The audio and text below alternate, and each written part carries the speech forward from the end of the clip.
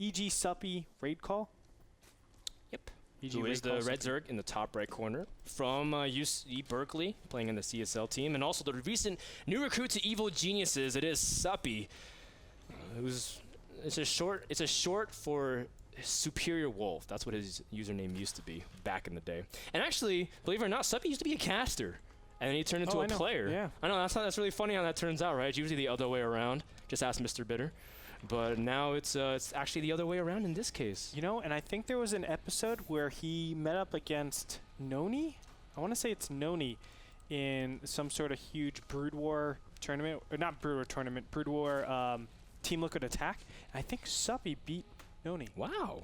Back in Noni was generally known as the best foreigner in the Brood War Noni was scene. playing Zerg. Suppy was playing Protoss, and he cannon rushed him twice. Yeah, a win's a win. A win's a win, man. A win's a win. If I beat Noni, I would take it to my grave.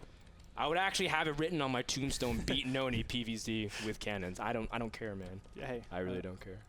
Respect. But nowadays, Suppy is the one that's internationally recognized as very much the top up-and-comers of the North American scene. He's up against Slush from Team Root Gaming, the Blue Zerg, and Slush he's been quiet, but people can't forget about his amazing MLG runs in the past.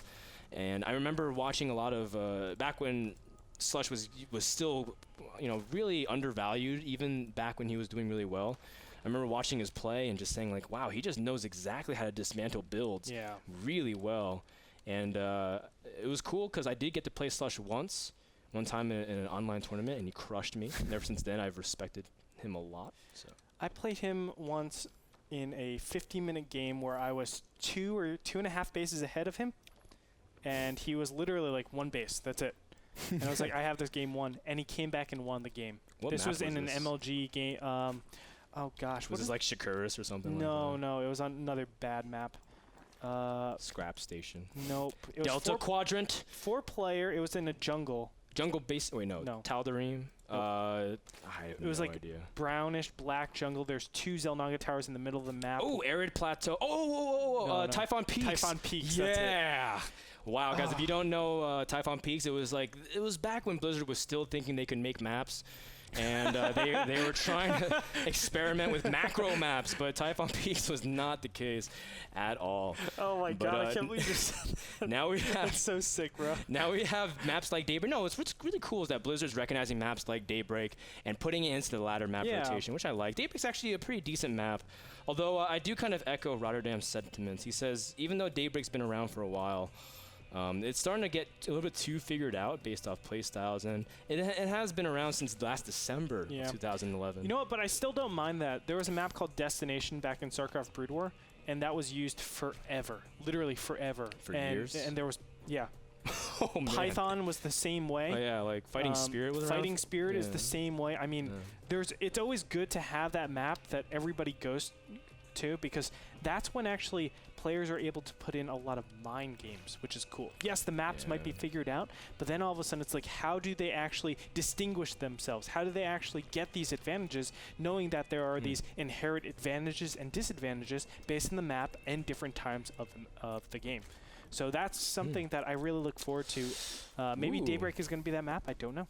Speaking of advantages, Slush is trying to skimp on Banelings while just going straight for a Roachborn. This is kind of the unconventional, quote-unquote, things that Slush loves to do, but in the end, he's doing this all off 1 gas while going for 2 upgrades simultaneously. So Slush is going to play a lot more defensive early on, and you can see at this point was squeezing in more drones up until just now to really focus on that aspect, while Suppy is going for a quick lair, but this is what he did earlier when he played against Kame.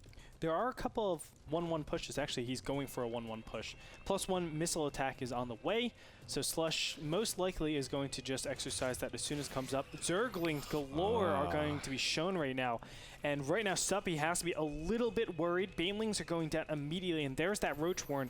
Roachborn is starting up right now, but the fact of the matter is, because he has that +1, it's almost inevitable. We're going to see some sort of, nope, never mind. Lair gets put down, so I thought he was for sure going to hit that, but maybe he's just going to do a defensive +1 Roach. because I've seen that before as well, where you get a really fast +1, and it's just to stop any potential Zerglings coming forward, because obviously Zerglings are super fast.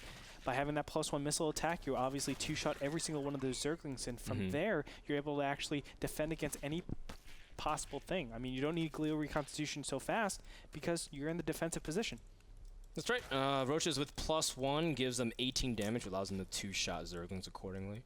Now, Suppy does have 4 Banelings that he's actually doing very aggressive zoning with them, trying to really say, if you come up here, I have Banelings waiting for you. So at that point, Slush is just falling back, but Slush is just constantly making Roaches at this point, and Suppy's now transitioning to Infestors. Now, we've seen Suppy able to really use his Infestor micro really well, but Daybreak's honestly a very different map from Ohana in terms of, structure. For example, it's not as easy to set up flanks from 2 different directions if you're playing defensive. It's really hard to kind of poke from that third and the natural unless you give them the room. And there's ramps, so the fact that you can keep fungling a ramp will make it a little bit harder for Slush to force himself up if he decides to go for a timing. We're going to see Suppy try to get in here. Of course, he's doing a great job at actually just making sure he knows what his opponent is capable of. Roaches are on the way, and look, that third hatchery is going to go down. And this is so nice, because Slush is basically selling, hey, I'm going to do this huge all-in push against you. Oh my god, Banelings killing every single one of those Zerglings.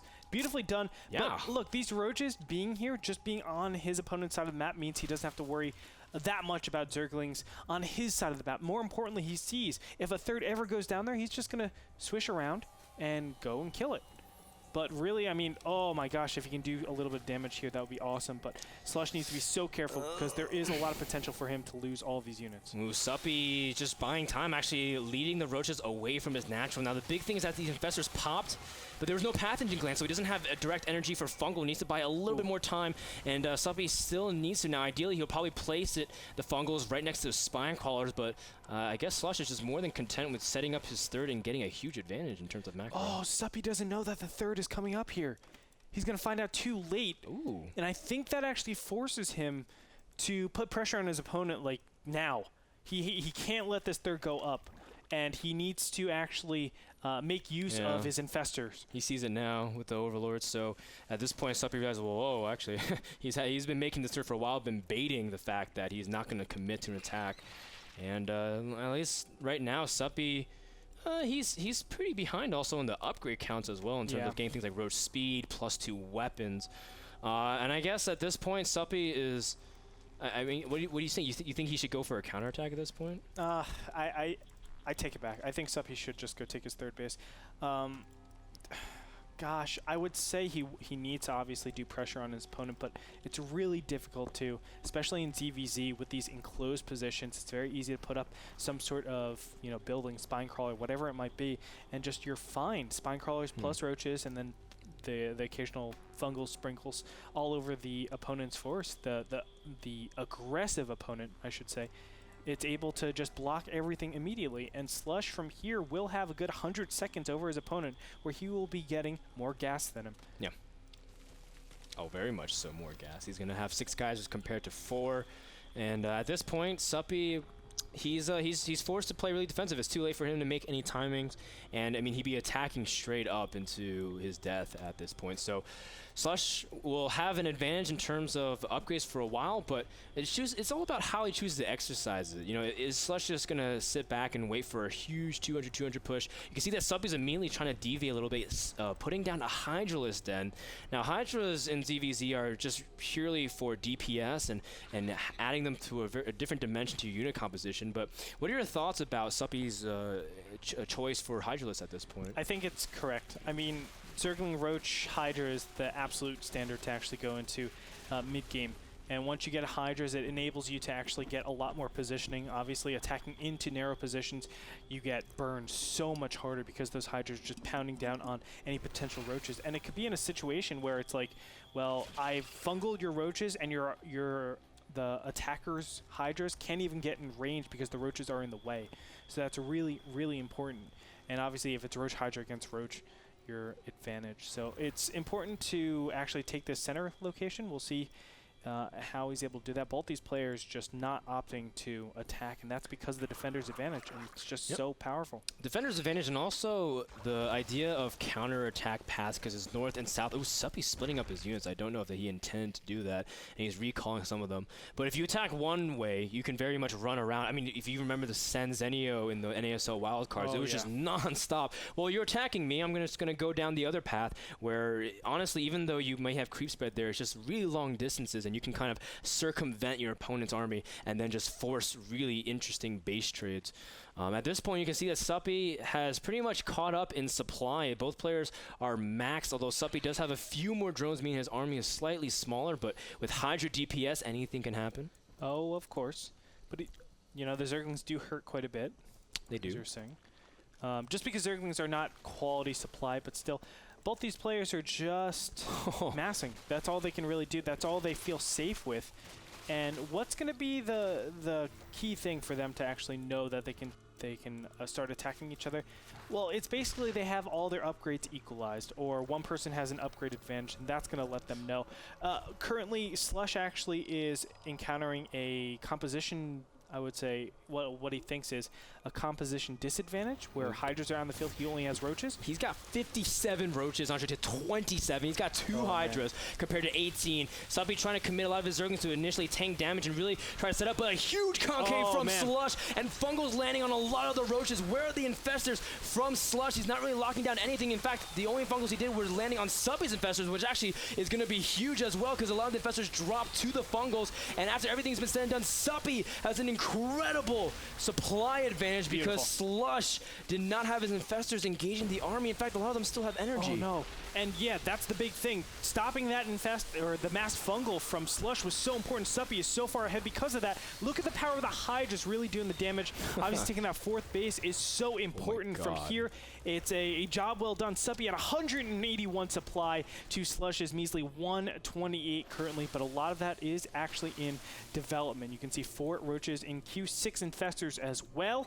And Slush is behind so badly right now. Just in the blink of an eye, a single battle makes all the difference. And Slush had an upgrade advantage. He had +1 armor, and I know it may not seem a lot to the Roaches, but the Hydra DPS has been shortened because of it. But Slush loses more Infestors, and he's losing ground. His 4th base is down, while Suppy's able to harvest off 8 gas very cleanly. And you can see the Hydras are pushing in. The Infestors want to land 1 more Fungal, but they don't have enough energy. So Suppy's just pretty much bringing in just to flex his muscle. No, the Infestors that pop out immediately get sniped by Suppy as well, and that is going to be way too much damage. Suppy is now pressing in here, attacking on 2 different fronts, and even though Suppy loses his army, Slush is suffering almost irreparable damage. Oh, yes, he is. And Slush right now on the brink of actually supply capping, all of his overlords getting taken out. 121 out of 128. So this is just all he has to do is mass out from here. Slush doesn't even know that this has happened. He hasn't made any additional overlords, but it looks like he's just losing them so fast as well. Fungal growth and Roaches just ravaging the forces of Slush. And we're going to see a GG coming out from Slush anytime now. But Suppy, my God. I mean, that attack. GG. That attack, man. Andre, the so vision well done on Suppy compared to the vision of it just shows the map dominance, the control that Suppy was able to exert, the idea that he's just picking engagements that are very Stefano-like, where it's like it doesn't matter what happens in terms of right before that battle. The fact is, when the battle happens, Suppy dictates the terms and optimizes the efficiency of his army. And it seems like we're really hopping on the Suppy bandwagon, but I want to emphasize how well this guy is picking his engagements. Yeah, that's exactly right. And just fungaling all those Infestors. Yes, it's only 4 seconds, 5 seconds in a battle, but that's all it takes sometimes, because that's mass fungal. That's Fungals that are supposed to be down that are not. Suppy, yet again, showing his worth and his skills. And that's now why he's banked 4 wins, $300. And Slush, of course, did try his best. And I think Slush had a good idea as well. He set up a very unconventional build to potentially do good things. I mean, he denied a third, hid information really well. But in the end, again, Suppy, despite having a, quote, disadvantage in the early mid-game, being able to pick really good spots to fight, and comes out ahead. Yeah, congratulations to him. And all the competitors. Again, Select won 2 games today. Kane won 3, and then Suppy won 4 for a total of 9 games. They played phenomenally. Select actually walks away with the most, $450 in the North American scene. And he ties for first as well with with Bling. Bling. Yeah, Bling is, of course, the champion of EU. Guys, this concludes the King of the Hill for tonight and also for the North American region. Next Wednesday, we'll also be covering EU once again and also the other region of Korea. We'll see more action again a week from now, but tomorrow we're going to have the NSQ number 2. We're going to have the next season qualifier. So I believe the deadline to finish registering is 10 a.m. tomorrow. So if you want to sign up, go ahead and check out our website, NASL.tv, where you can get an opportunity to play for one spot in NASL Season 4. Yeah, so definitely check it out. More information over at NASL.tv. That's going to do it, though, for today. Thank you so much for tuning in, and thank you to the people that make this possible. Of course, our sponsors. You want to start off with Go ahead. Epson. Epson Projectors, #1 brand worldwide for